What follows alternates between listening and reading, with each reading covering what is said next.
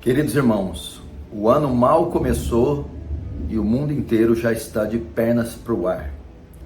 São tantas notícias e tantas tragédias que fica difícil até digerir cada uma delas e dividir o grau de depravação, o grau de maldade e o grau de tragédia em cada uma delas.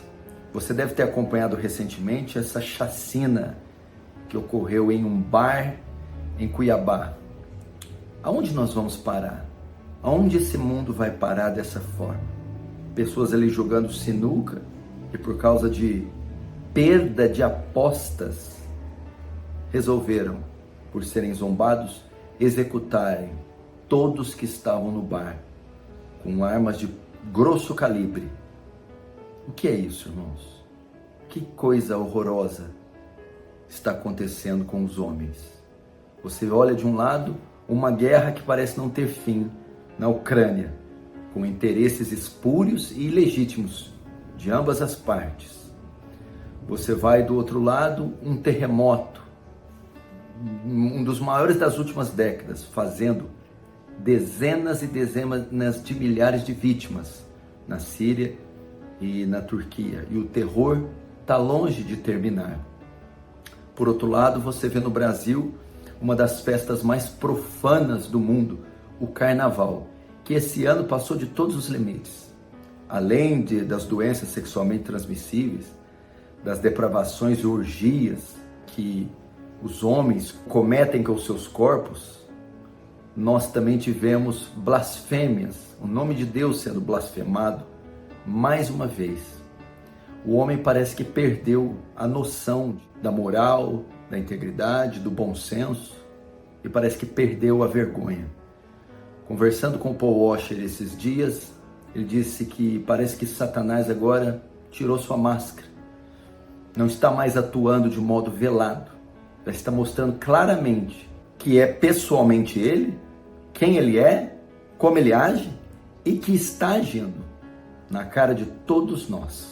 E como se não bastasse toda essa dor, sofrimento e corrupção moral, você ainda encontra cristãos e pastores apóstatas pregando um falso evangelho, apoiando a festa do carnaval, pregando um outro Jesus, uma outra salvação, uma outra Bíblia, um outro Deus, ofendendo assim o nome de Cristo, blasfemando o nome de Deus, cegando e enganando milhares e, por que não, milhões de pessoas, enviando-as ao inferno e confundindo a Igreja de Cristo.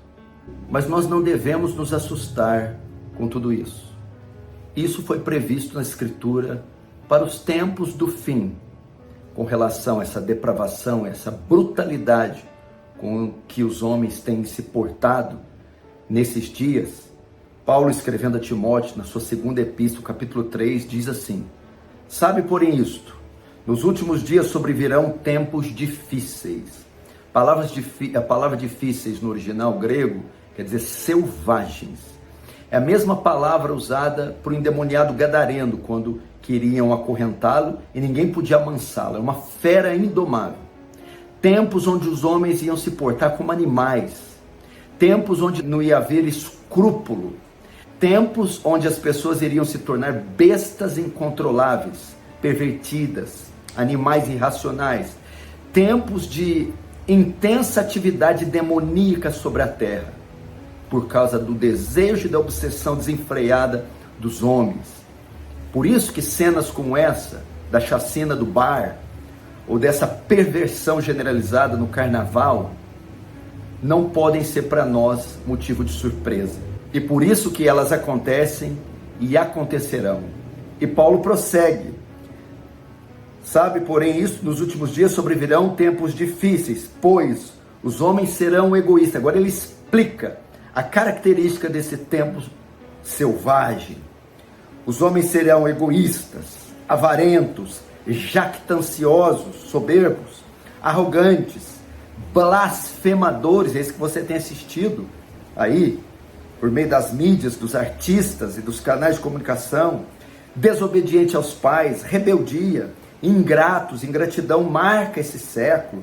irreverentes, sem pudor, sem qualquer reverência ao sagrado, profanando objetos de culto e tudo o que se refere à pessoa de Deus, desafeiçoados, sem afeição, implacáveis, homens sem misericórdia, sem escrúpulos, caluniadores, o texto diz, com bocas desenfreadas em um linguajar obsceno, sem domínio de si, compulsivos, que levariam os seus desejos para o prazer até as últimas consequências, cruéis.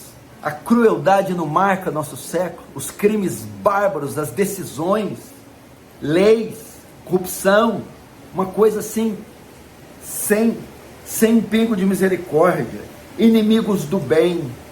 Hoje, o bem é punido e o mal é glorificado, incentivado, apoiado. Traidores, não existe fidelidade hoje, a traição marca esse tempo. Atrevidos, enfatuados, ou seja, ensimesmados, arrogantes, mais amigos dos prazeres do que amigos de Deus. Parece que esse texto descreve como quase nenhum outro em toda a Escritura a condição do que você está vendo em todo o mundo. A profecia está se cumprindo cabalmente. E Jesus disse também, é mistério que tudo isso aconteça. Quando vedes todas essas coisas, não vos entristeceis, porque é mistério que isso aconteça, necessário, porém ainda não é o fim. Significa, irmãos, preste atenção, isso são apenas sinais, aperitivos para o que vem pela frente. Tempos difíceis vêm pela frente, para a igreja brasileira, para a igreja de Cristo em todo o mundo, para o cristão. E, portanto, nós devemos nos preparar. Você viu essa tragédia dessa chuva, uma das maiores e intensas e densas chuvas da história do Brasil. Acabou com cidades inteiras, bairros inteiros e levou a vida de dezenas de pessoas. Eu quero dizer para você, a ira de Deus está sobre esse país. Deus está irado e isso são indícios e traços da ira de Deus sobre a perversão e pecaminosidade do homem. O mundo está sofrendo as consequências. Guerra, racionamento de comida, de água, fome, inflação, corrupção e o mundo entregue a esse caos moral, caos social, caos político, caos econômico e caos espiritual. Eu quero dizer para vocês, queridos irmãos, que só um remédio para esse mundo. Realmente tudo indica que nós estamos caminhando para o fim dos tempos. Isso é o cumprimento das profecias. Se ele vai se dar agora, eu não sei, nós não podemos afirmar isso com precisão. Outros períodos da história ocorreram também situações como essas. Entretanto, quando elas se acontecessem, o Senhor disse para nós vigiarmos, estarmos em alerta.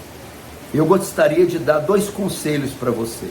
Primeiro, todos esses sinais é para você fazer uma avaliação da sua vida. É olhar para esse mundo e dizer e ver que não faz sentido você gastar sua vida apenas com ele, em busca de interesses materiais, prazeres carnais, enriquecimento, em busca da sua satisfação e conquista aqui. Você é feito de corpo e alma. Você é um ser também imaterial. Há algo para além dessa vida e você deve então avaliar sua condição. E você deve certificar-se da sua conversão, da sua salvação. Você precisa ir para as Escrituras e fazer um exame, um teste, e ver o que ela diz a respeito da sua salvação. Porque depois que esse mundo passar, se vamos morrer encarcerados, torturados, ou de morte espontânea, eu não sei. O certo é que a morte virá. E o que importa é se morreremos com Cristo ou sem Cristo, para entrarmos na eternidade. Precisamos nos apoiar na verdadeira evidência da salvação. Precisamos nos apoiar nas marcas reais da verdadeira conversão. E na doutrina que garante a segurança da salvação, a regeneração, o novo nascimento, a nova vida em Cristo, a união com Cristo que nos faz andar em santidade e na novidade de vida. Segundo conselho, é tempo de pregar o Evangelho. Não há outra solução para esse país que afundou em todo esse tipo de caos que eu já falei, senão o Evangelho de Cristo. Não adianta novas leis, novos governantes, novos eventos, novos acordos de paz. Nada disso vai resolver o problema do homem, porque ele não é financeiro, não é econômico, não é político, não é social. Pode-se fazer, se elaborar todos os tipos de lei. O problema do homem é o seu coração, é a corrupção do seu coração, é a maldade inerente do seu ser, que o leva a cometer esses atos abomináveis de blasfêmia e de maldade. De modo que a única cura para o coração humano é o Evangelho de Jesus Cristo, que transforma. É o Evangelho que mortifica as pulsões. É o Evangelho que dá uma nova mente, um novo coração. É o Evangelho que faz o homem abandonar o pecado, a maldade, que faz abandonar as atrocidades, o crime, a perversão e a corrupção, e praticar a justiça, a bondade, o perdão, a misericórdia. A maior obra social, a maior obra que o homem pode fazer para o bem da humanidade é pregar o Evangelho e transformar bestas, animais, malignos, assassinos, em homens justos, em homens bons. Portanto, saia e pregue o Evangelho.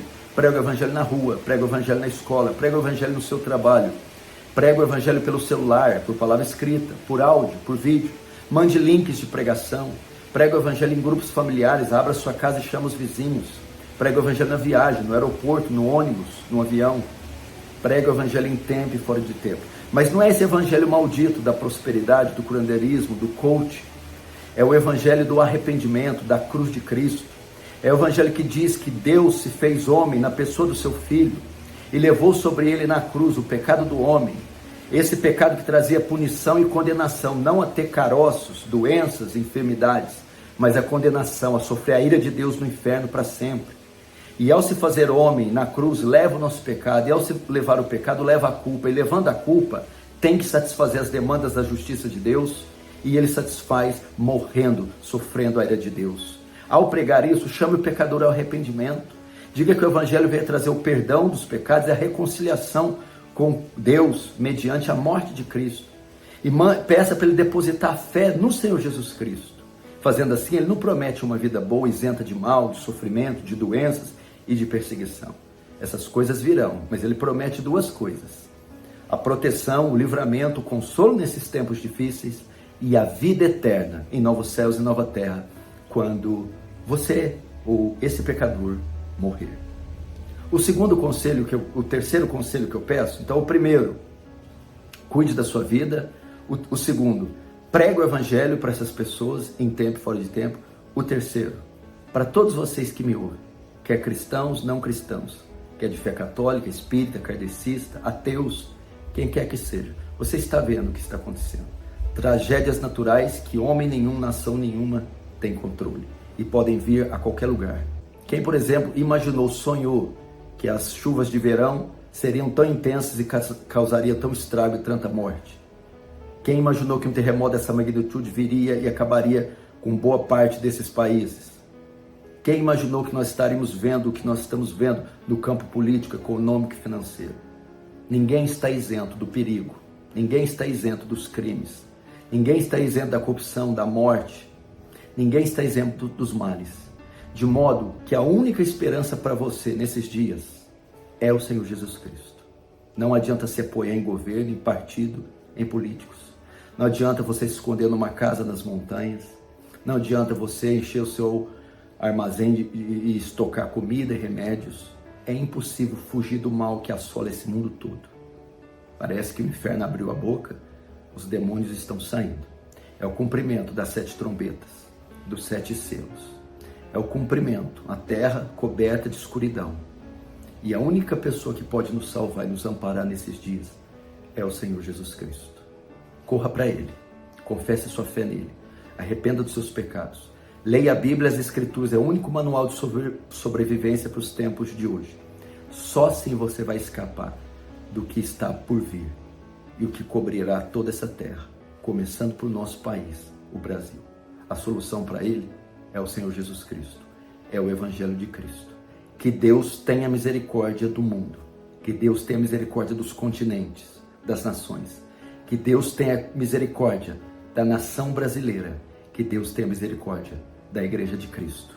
Deus abençoe e eu te peço, compartilhe essa mensagem urgente com seus contatos. Não esqueça de dar o seu like e se inscrever nesse canal Paulo Júnior Oficial. Deus abençoe.